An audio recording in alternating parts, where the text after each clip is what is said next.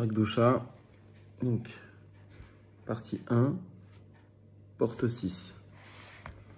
Donc ici, il va faire un résumé donc, de tout ce qui a été mentionné précédemment. Parce qu'ensuite, il va passer à la partie 2. Et il va expliquer comment le chassid doit mener sa vie pour éviter sa propre chute. Maintenant, mon fils, écoutez et obéissez à mon commandement. Préparez-vous à rencontrer Hachem, ton Dieu, ô Israël. Chaque nuit, quand vous vous endormez, rappelez-vous que le sommeil est la petite mort, qui doit vous rappeler la vraie et la grande mort. Pensez donc à toutes les choses que vous avez faites ce jour-là. Confessez vos méfaits,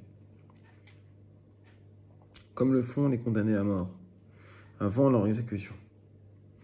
Acceptez sur vous le joug du royaume des cieux, en récitant le schéma sur le lit. Alors, confiez votre roi esprit à sa main, afin qu'il soit béni, comme il est écrit, à ta main, je confie mon roi. Donc ça, c'est la kavana du Kriyat Shema chez la Mita. Au moment de se coucher, on va dire la bracha à mapil. Donc la bracha à mapil, c'est la bracha qui permet de remercier Hachem, de nous faire trouver le sommeil. Et à ce moment-là, on va réciter le schéma Israël sur le lit.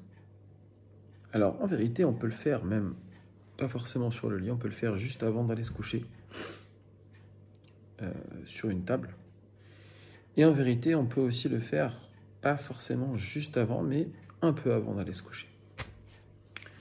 Pourquoi? Parce que c'est important de le faire Bekdusha. Et donc, d'être concentré, de ne pas être complètement endormi.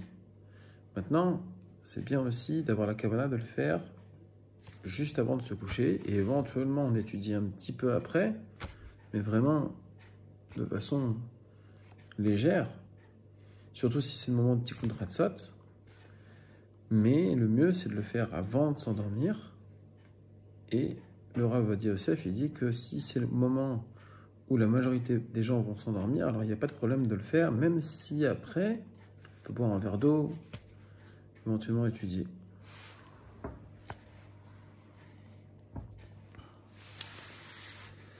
Donc, la kavana maintenant, ça va être de confier un chélek, donc une partie du roi qu'Hachem nous a confié ce jour-là pour le confier à Hachem.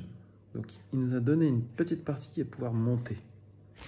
Et le fait que cette partie monte, eh bien, on va voir ce que ça va donner derrière par la suite. Ça va donner un réveil d'en haut. Chaque nuit, confiez votre roi entre ses mains, comme vous le ferez lorsque viendra le moment de la vraie mort. Le roi retourne à Hachem qui l'a donné. Il est donc vrai que pendant la petite mort, vous confiez votre roi en dépôt, qu'il vous est rendu chaque matin. Comme il est dit dans les prières du matin, merci Hachem de restaurer la neshama de l'homme chaque matin à son réveil. Soyez couchés dans la crainte et la peur, car votre roi se lève pour rendre le compte quotidien de tous vos actes. Donc finalement, la vraie kavana, juste avant de se coucher, c'est de confier son roi. Tout ce qu'on fait avant, il faut le faire de façon à ce que ça soit des kavana, avec des kavanotes, donc de la bracha, avec des kavanotes du schéma. Mais la kavana principale ici, c'est de confier cette petite partie du roi à Hachem, et donc que le roi, d'être conscient que le roi va se lever pour rendre des comptes. Donc c'est pour ça qu'il faut prendre conscience de ce qu'on a fait juste avant, et donc vous ne devez pas tourner votre cœur et votre esprit vers des vaines conversations et de vaines pensées, car sinon vous endormirez dans la crainte, comme cela a été mentionné ci-dessus. Donc le véritable interdit, une fois qu'on a dit à mapil et le schéma, c'est pas d'étudier ou de méditer, c'est de parler de vaines conversations, de choses qui n'ont pas de sens, des choses qui auraient du sens dans la journée pour, par exemple, prévoir ce qu'on va faire dans la journée, mais à ce moment-là, ça n'a pas de sens, parce qu'à ce moment-là, on va faire une introspection sur nous-mêmes. Ce n'est pas que ça n'a pas de sens en soi. Il faut bien comprendre ce que veut dire le texte. En soi, ça peut avoir du sens. Mais là, ça n'a pas de sens. Parce que là, on doit tourner nos pensées vers le jugement qui va s'instaurer à ce moment-là. C'est un peu le même jugement qu'à Rosh Hashanah, sauf que c'est une petite partie seulement. C'est un micro-jugement. Et quand vous vous réveillerez après minuit, réveillez-vous vite, rapide comme un aigle, lavez-vous complètement les mains pour enlever le mauvais rouach de votre chair. Qu'est-ce qu'il dit ici? Il dit qu'il a préparé un kéli à la base de notre lit pour pouvoir, donc, après minuit, se laver les mains et enlever le rouach. Il va selon l'opinion du Zohar qui dit que quand on dort pendant la première moitié de la nuit, il y a un rouach, un mauvais esprit qui se met sur le bout des doigts. Donc on va laver les mains rapidement et bénissez-le et louez-le de peur de conserver votre rouach pécheur et faites de ce sommeil du soir une vraie et longue mort, car il a vraiment restauré votre neshama au réveil. Il l'a restauré, l'a renouvelé, l'a rendu plus forte qu'avant. Donc ici on remercie Hachem au matin avec le mot d'Ani de nous avoir restauré notre neshama. Il l'a restauré, il l'a renouvelé, il l'a rendu plus forte qu'avant. Et de peur que vous ne soyez ingrat envers lui, pleurez l'exil de la Shrina, sa vaillance et la destruction de son temple, à la même heure de la nuit qu'il pleure sur eux. Donc à partir de minuit, la mitzvah de Tikkun Chatzot, qui combat tout à chacun de faire. Et on va expliquer ce que c'est exactement. Il y a plusieurs zivugim entre la Shrina et Hachem, et Akadosh Baruch Hu. Il y a en fait 4 grands zivugim. Le premier zivug qui se fait à Shacharit. Le deuxième zivug qui se fait à Mincha. Le troisième à Ravit. Et en vérité, celui d'Arvit, il est complété par celui du Tikkun Chatzot. Alors, pour ceux qui n'arrivent pas à faire Tikkun Chatzot, au moment du Kriyat Shema, il y a une kavana qui fait que on prépare, et à Mapil aussi, dans un Mapil, on prépare le zivug de Tikkun Chatzot qui va se faire tout seul parce qu'on a fait cette kavana de préparation. Donc c'est pour ça qu'ici, il parle de ça. Mais l'idéal, c'est de se relever et d'étudier la Torah, de pleurer sur l'exil de la Shrina. L'exil de la Shrina, c'est quoi? C'est que on ne voit pas Hachem. Car ce sont tous vos péchés et ceux de vos ancêtres qui ont causé ces maux, et il n'a pas encore restauré la Shrina. Néanmoins, il ne vous a pas puni pour avoir provoqué la chute de la Shrina. Et lorsque vous êtes tombé dans le mal, il vous a restauré plus fort qu'avant. Vous vivrez aussi pour voir la rédemption de Tzion. Réjouissez-vous avec elle dans la joie, vous tous, qui la pleurez. Et ensuite, vous devrez étudier la loi orale jusqu'au matin si vous le pouvez. En faisant cela, vous transférerez l'abondance à la Shrina.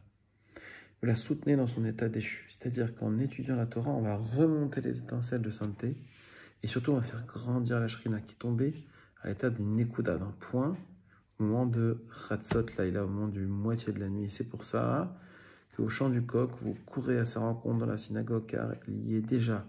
Écoutez vos chants et entendez la supplique pour que Tzion soit restauré comme avant.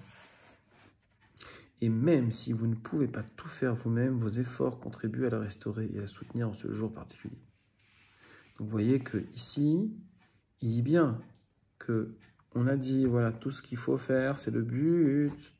Maintenant, on peut être un tzaddik ou un chassid même, quand bien même, on n'aurait pas fait tout ça.